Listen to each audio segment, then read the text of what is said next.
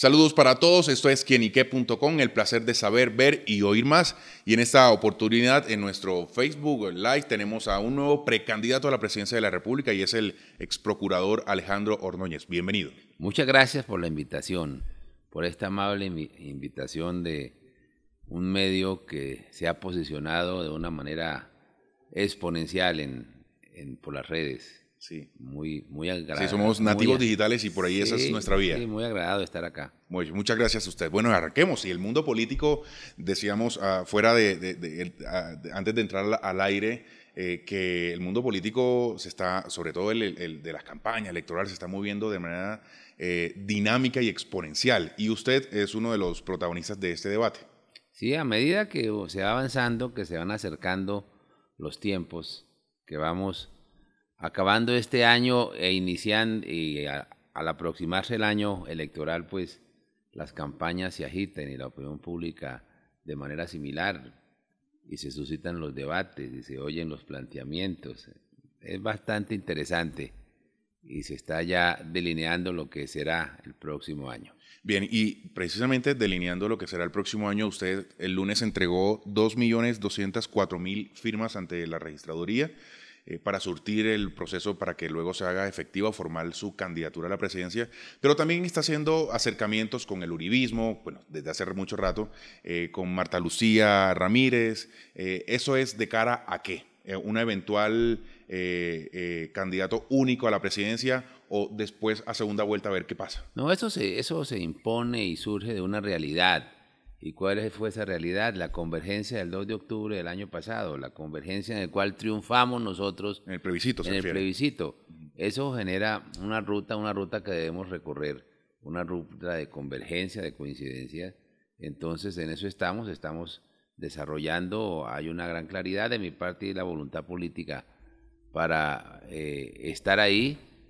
En el día de ayer se conoció la designación que la nueva Fuerza Democrática que el doctor Pastrana hizo de Marta Lucía, era una designación previsible, y ahora esperamos que el Centro Democrático, en los procesos internos que todos conocemos, escoja su candidato y nosotros estaremos allí representando diferentes sectores de la sociedad, porque esa convergencia pues tuvo una conformación muy plural y muy divergente. Uno de esos sectores pues es el de la nueva Fuerza Democrática, encabezada por el doctor Pastrana, cuya candidata es la doctora Ramírez, y la otra fuerza del Centro Democrático y otros sectores sociales, entre los cuales está precisamente el que yo represento. Estaremos decidiendo de acuerdo a unas reglas de juego que habrán de conocerse, y que serán desde luego incluyentes de todos los sectores que estuvimos allí presentes. Esas reglas de juego, ¿cuándo se conocerán y qué supondrán, qué implicarán? Es decir, que haya un candidato único por esa idea política que ustedes llevan, o veremos a ver qué pasa en la primera vuelta. No, eso inevitablemente tendrá que definirse el procedimiento si queremos llegar con candidato único a la primera vuelta. Debe haber unos procedimientos que deben ser razonables y que deben incluir a todos los sectores que se estuvieron allá presentes, que estuvimos allí presentes en esa convergencia del no. Hay que esperar esos procedimientos. ¿Qué pasa en las fiestas navideñas? Claro. Pero lo cierto es que hay toda la voluntad política para consolidar esa convergencia. Muy bien. Hoy se conoció una encuesta de Inbamer para Caracol Televisión, en donde puntea Sergio Fajardo con 18,7%, luego Gustavo Petro, el exalcalde de Bogotá, con 14,3%, y de tercero Vargas Llera con 12%. Marta Lucía Ramírez está de quinto con 8,7%. El candidato de los precandidatos uribistas aparece Duque de sexto lugar con 8,4%, y usted aparece en un lugar 13 de 1,2%. ¿Cuál es la lectura rápida que usted hace de estos resultados? Bueno, esas encuestas que son frecuentes en estas épocas, sobre todo las encuestas de carácter electoral, sí, que son mediciones que se hacen frente a comportamientos de la opinión pública. Y ahí hay de todos, como en los mercados. Hay encuestas que aparecen unas semanas con unas mediciones, con unos porcentajes, la semana siguiente aparecen otras. Hay experiencias muy recientes como en el plebiscito, donde los resultados eran inesperados, tanto para los del sí como para los del no. Entonces el comportamiento de la opinión pública no es muy previsible, sobre todo en momentos donde existe tanta desazón, existen tantos temores, existen tantas expectativas, existe la crisis institucional que todos conocemos, las crisis económicas, la crisis de confianza, de credibilidad. Entonces esos comportamientos de la opinión pública no son un comportamiento fijo, sino son muy mutantes, muy mudables, y hay que, dijéramos, tener mucha expectativa frente a las próximas debates, a las próximas controversias, que son los que van delineando y van entregando criterios y elementos de juicio a la opinión pública para tomar sus decisiones en esta materia. Es decir, que eso aún no la asusta, es decir, que vaya la izquierda liderando y de manera muy alta.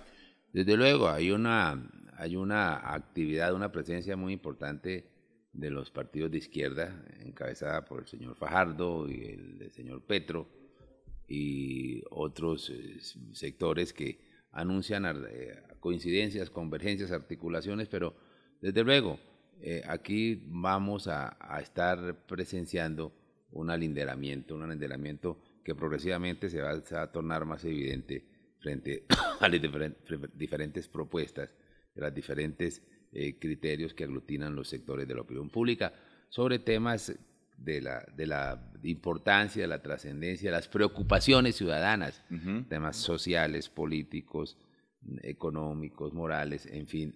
Yo pienso que eso es lo que está en el debate público, sobre la mesa de la opinión pública. Evidentemente falta muchísimo para las elecciones presidenciales e incluso para las de Congreso, que son en marzo, que eso daría pistas de lo que podría suceder en las presidenciales. Pero ustedes, como la centroderecha, que así se han denominado, ¿qué estrategia quieren o deberían o cree que tienen que hacer para que este tipo de encuestas que dibuja a la izquierda muy por delante no continúe con esa tendencia? Bueno, desde luego que las encuestas tienen una importancia en cuanto a las mediciones, otorgan unos elementos de juicio, pero no pueden tener tanta determinación, primero por las recientes experiencias y después por los comportamientos bien visibles e inesperados de la opinión pública. Pero lo cierto es que la propuesta que estamos nosotros construyendo, a mí no me gustan esas denominaciones de centro, derecha y demás. Yo me he definido como una persona que tiene unos valores y unos principios que en el ejercicio público defiende el bien común, la construcción de la política como un proyecto de construcción del bien común. Y desde luego me denominaría más como de derecha, pero desde luego con algunas prevenciones, porque hoy el derechómetro lo tiene es la izquierda, y la izquierda hace caricaturas para decir el de derecha es y pintan una serie de características que no son ciertas. Pero más bien para que la opinión pública entienda, pues en gracia de discusión, acepto ser de derecha más que de centro derecha. Okay. Entonces, hay varios aspectos. Un primer aspecto es la defensa, y lo hago desde mi perspectiva, desde mi propuesta. La defensa de unos valores y de unos principios morales que hoy están siendo amenazados por políticas públicas y que hoy afectan realmente su estructura, la estructura misma de la sociedad. Me refiero a la familia, la perspectiva de familia, las políticas públicas en perspectiva de familia para, en últimas, impactar la sociedad en la formación de buenos ciudadanos con valores, con principios. ¿Pero qué otro aspecto? Desde luego eso lo permea toda, la familia permea todo, pero en materia económica, por ejemplo, bueno, la protección... Yo le digo que hagamos una pausa allí para luego pasar a esos temas por sectores, que queremos que usted nos diga propuestas muy puntuales sobre cada uno de esos sectores, pero déjeme primero terminar el asunto político para luego abordarlos. Bueno. Usted recientemente habló de crisis y quiero referirme exactamente a la crisis de los partidos. Usted toda la vida siendo del Partido Conservador y de repente... queda por fuera del partido y se lanza por firmas.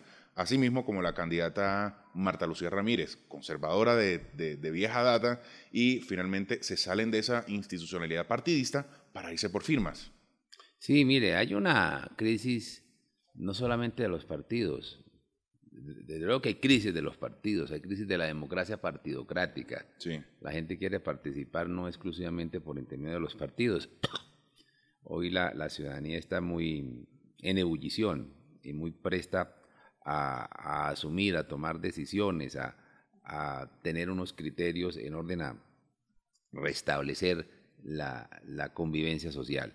Pero hay crisis en los partidos, hay crisis en la institucionalidad, Sí. hay una pérdida de confianza, ¿Y una no cree que el mensaje debería ser pérdida de ese, credibilidad. fortalecer la institucionalidad? Claro, pero es que la institucionalidad está afectada por una falta de confianza del ciudadano. El ciudadano no ve en la institucionalidad un instrumento dirigido para lograr proteger sus derechos, para lograr defender el bien común.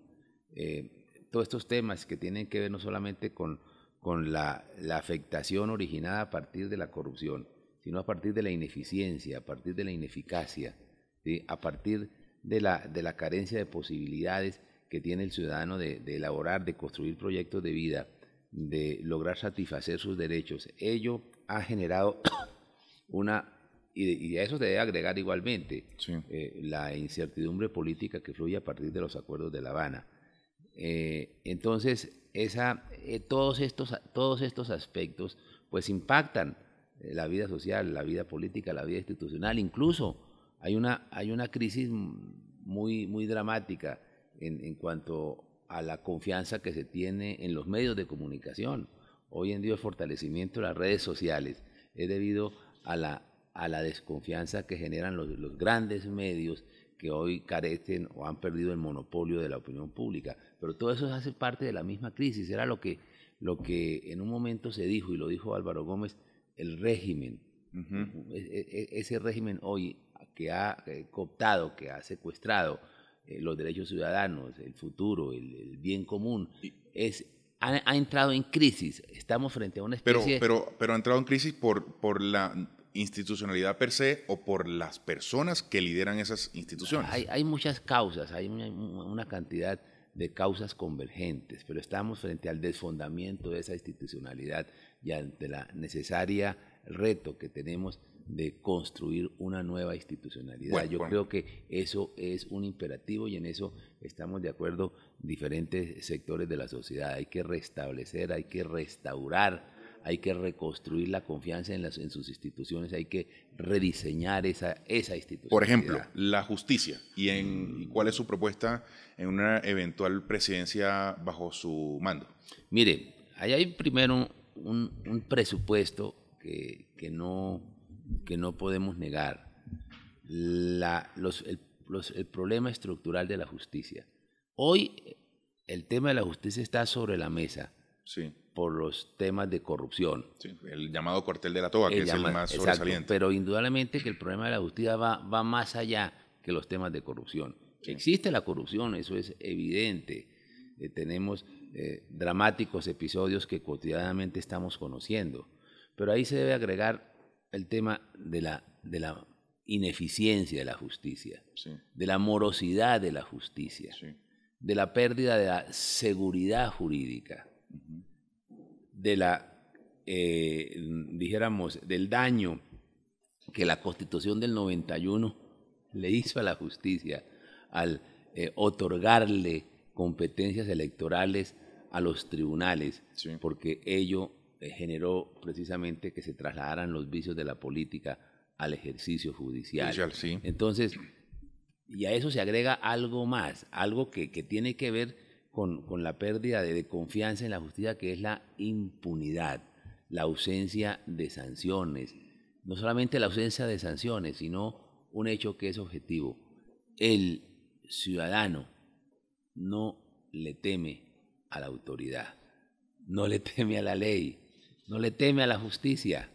Entonces, al no temerle a la justicia, en últimas, quien resulta en últimas empoderado de su accionar criminal, sí, y ello afecta los derechos ciudadanos. Entonces, a partir del tema, si nosotros no logramos con eficacia enfrentar el tema de la corrupción primero, Sí. para generar confianza y para generar credibilidad, de la corrupción de los altos cargos de la rama judicial, en la medida que la ausencia de órganos que independientemente investiguen y sancionen a quienes han incurrido en esas conductas, en conductas delictivas, pues es indudable que aquí hay ese gran vacío institucional. Déficit. Aquí no existen jueces para jueces, ¿sí? Aquí no existen los órganos que de manera independiente, pronta, eficaz y eficiente investiguen a los altos funcionarios de la administración pública, incluidos a los funcionarios altos funcionarios de la administración judicial, a los magistrados. El tema que afecta mucho la inversión, que afecta mucho la confianza del ciudadano, que afecta la competitividad, Sí. que afectan los aspectos económicos, es la ausencia de seguridad jurídica. Aquí no se pueden cambiar las reglas de juego de la forma que se cambian en el país. Ujú. Aquí hay un principio, que es el principio que ha generado desarrollo y confianza en otras latitudes. Aquí no existe seguridad jurídica, ni seguridad jurídica por las decisiones judiciales, ni seguridad jurídica por un populismo legislativo que muchas veces lo que termina afectando son las actividades y los negocios que están en trámite. Y por eso es que la inversión pública, entre otras cosas, ha migrado del país. Si usted hace una evaluación, encuentra que gran parte de los capitales que han migrado a otras latitudes lo hacen por causa precisamente de la esa inseguridad jurídica. Si Sí, lo que llaman nosotros también la inversión extranjera directa. Claro, ha si disminuido. nosotros no logramos generar institucionalidad y en esta materia seguridad jurídica, pues es indudable que vamos a seguir profundizando esta crisis de pérdida de confianza en ella, en la institucionalidad, y una de las razones es la ausencia de seguridad jurídica. Muy bien, usted hace poco habló de el campo de debate que se ha convertido en las redes sociales por producto de la institucionalidad, y muchas personas allí lo han criticado a usted porque su discurso es sobre el tema de los valores, la corrupción, pero su forma de haber salido de la Procuraduría va en contrasentido de lo que usted predica. ¿Qué le puede decir a la ciudadanía que precisamente lo critica desde ese punto de vista? Mire, la salida, hay que hacer una distinción. La salida mía fue la anulación, como consecuencia de la anulación de una decisión de la Corte Suprema por unas irregularidades en que incurrieron en la Corte Suprema, según el sentir del Consejo de Estado. Pero independientemente de eso, Okay. La decisión fue una decisión política y producto de una agenda presidencial. Okay. Se necesitaba, un momento, porque no puedo quedar no puede quedar en el aire. Sí. Una decisión política de el gobierno, hizo parte de la agenda política. Se necesitaba no tener procurador, no tener control durante el proceso plebiscitario. Por eso la opinión pública vio al presidente de la República, mes y medio antes de la decisión del Consejo de Estado, solicitarle públicamente esa decisión, solicitar públicamente que se profiriera esa sentencia, precisamente porque me había convertido como procurador en el obstáculo, en la piedra en el zapato, en la piedra en el zapato, y se necesitaba sacar al procurador, se necesitaba sacar a Alejandro Ordóñez, se necesitaba lograr que esos controles no existieran en un momento tan sensible. Y por eso hicieron lo que hicieron. Buscaron un pretexto jurídico, claro está, un pretexto jurídico, y para crear ese pretexto jurídico les correspondió modificar jurisprudencias y crear una jurisprudencia nueva para aplicarla a ese caso concreto y aplicar retroactivamente una norma de carácter constitucional. Fue un acto, dijeron, una decisión que dice mucho de la necesaria objetividad que se Pero debería tener. el hecho, según esa sentencia, fue claro, el nombramiento de personas que lo nombraban a usted. No, no. El hecho fue, si bien es cierto que se pretendió fundar en eso, el hecho mecánico fundamental, el hecho jurídico, fue por un error en la aceptación de unos impedimentos en la Corte. Fue esa la razón jurídica que adujeron. Y después, desde luego, le tuvieron que dar una presentación. Pero realmente el tema fue un tema político, de una agenda política, y precisamente esa es una de los grandes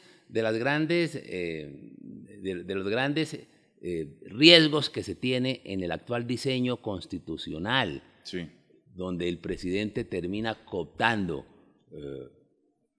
los órganos judiciales. Sí. ¿Qué ha pasado con la Corte Constitucional? La Corte Constitucional termina avalando el robo del 2 de octubre. Una decisión de la Corte Constitucional termina dándole competencias al Congreso para refrendarlo, sacándoles del cubilete donde no existe por ninguna parte, pero eso es consecuencia precisamente de una instrumentalización de la rama judicial. Y en ese caso específico de la Corte Constitucional para avalar un proyecto político, una agenda política, y en este caso específico el robo del 2 de octubre. Y eso, dentro de ese contexto, sí, pasó lo que pasó en esa decisión que usted refiere. Bien, volviendo a su campaña, a usted como persona, como político,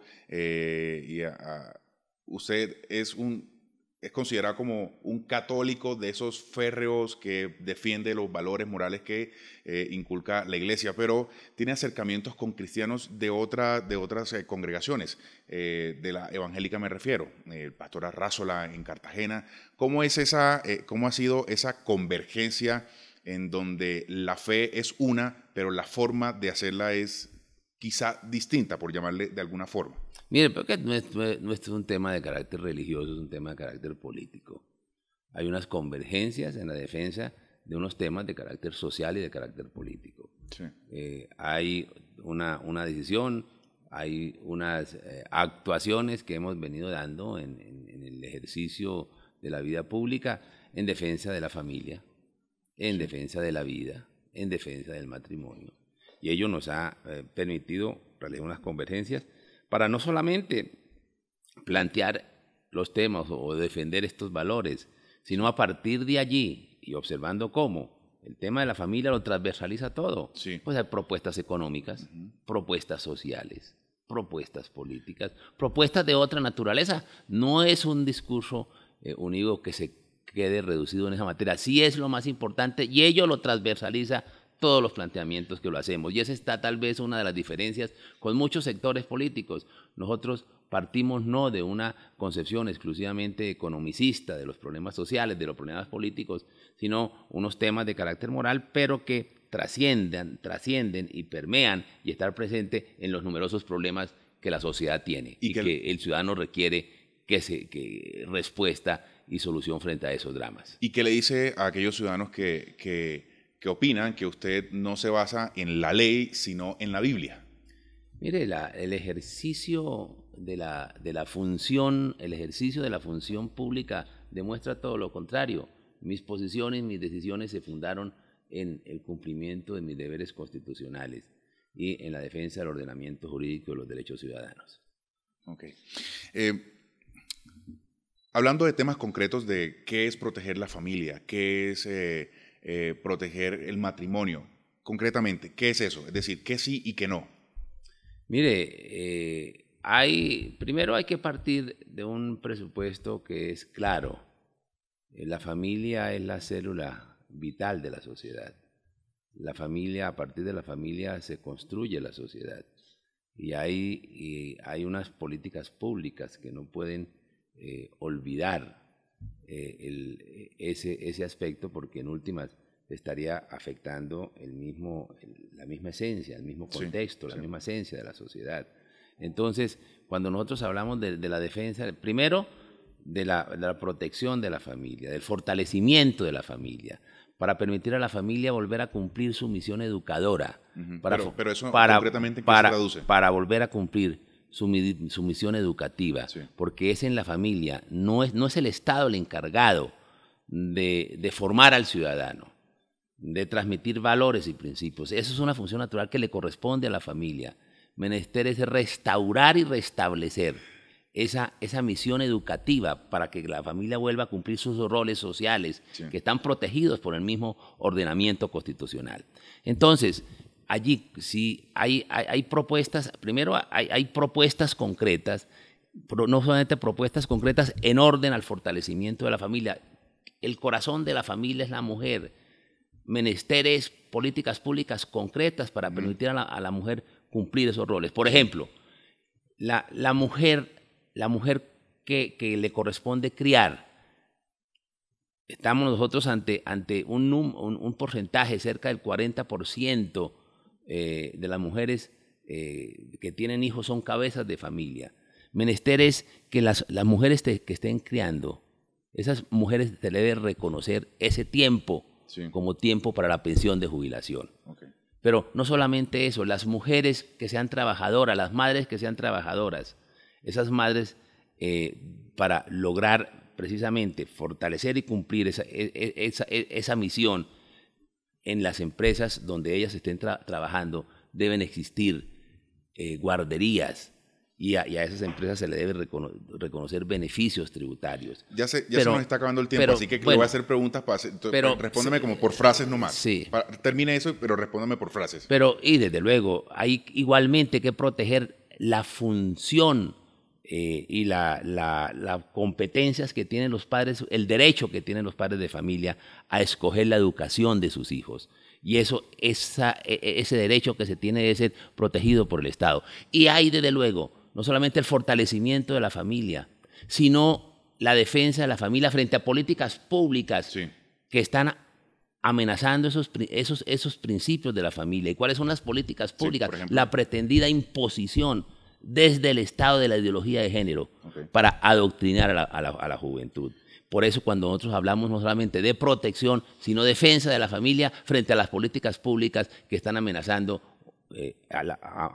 los valores, los principios tradicionales sobre los cuales se ha erigido la familia. Bien, usted propone pena de muerte para violadores de niños, ¿sí, no? ¿Y por qué? Mire, es necesario proteger la vida de las posibles víctimas y hay necesario disuadir a el victimario. Sí. Pero digamos, en casos excepcionales, hoy sería inconstitucional. Concretamente. En los casos como Uribe Noguera, sí, en los casos como Garavitos, ¿sí?, que son casos extremos, casos excepcionalísimos. Es necesario que personas como esas logren ser neutralizadas, logran ser disuadidas, logran generar temor. ¿Para qué?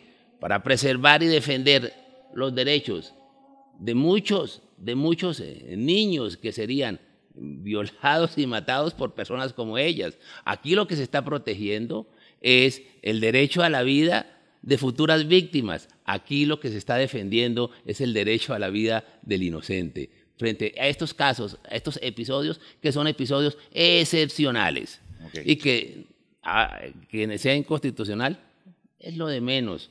Las constituciones se cambian, okay, ¿sí?, y las jurisprudencias de la Corte también se cambian. Okay. No son pétreas, no son inmodificables, ni aquí, ni en ninguna parte del mundo. Como dicen las abuelas, ni en la Conchinchina. Si eso fuera así, como dicen los muchachos, pues apague y vámonos. Si eso no se pudiera cambiar, si usted tuviera que paralizar una sociedad y paralizar unas instituciones y paralizar unas normas, porque ya están ahí, pues sería, dijéramos, el no futuro. No, si las constituciones hay que cambiarlas, se cambian.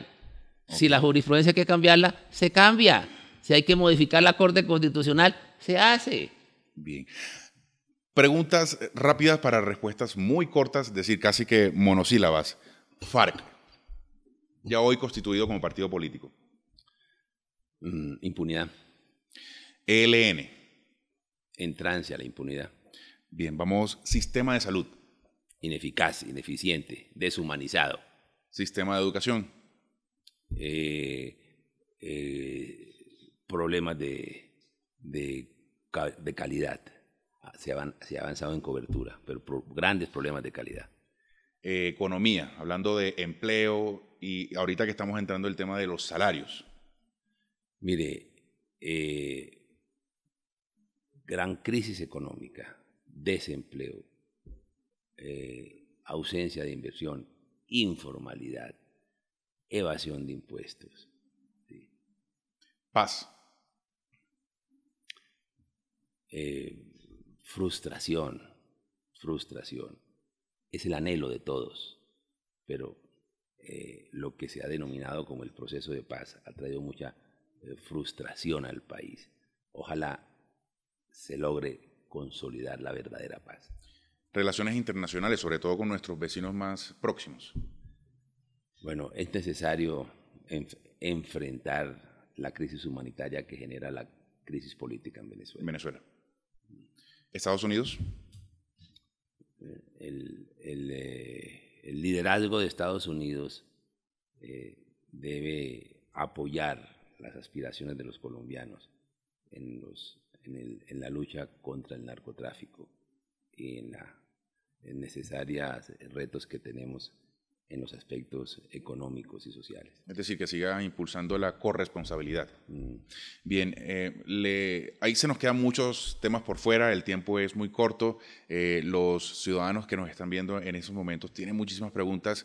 ¿Dónde le pueden consultar a usted? ¿Dónde le pueden hacer preguntas? Y que usted también se las conteste. Sus redes sociales, ¿cuáles son? A ver, le pedimos el favor a al jefe de comunicaciones de candidato. _Piso Ordóñez M. Ese es Twitter. Y a través de Facebook. Alejandro Ordóñez Maldonado. Ahí están sus videos de propuestas, sus discursos, sus ideas, ¿no? Muy bien.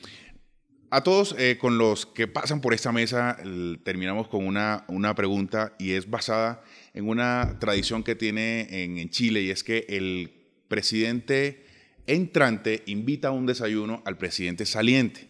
¿Usted invitaría o no a desayunar al presidente Santos? Y si lo invitaría, ¿a qué lo invitaría a desayunar? Yo, si es una tradición, sí, pero no sé si él me aceptaría.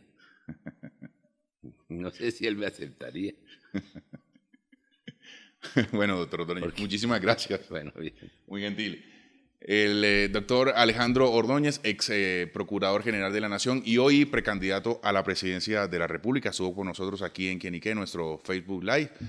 A todos muchísimas gracias, porque Quién y Qué es el placer de saber, ver y oír más.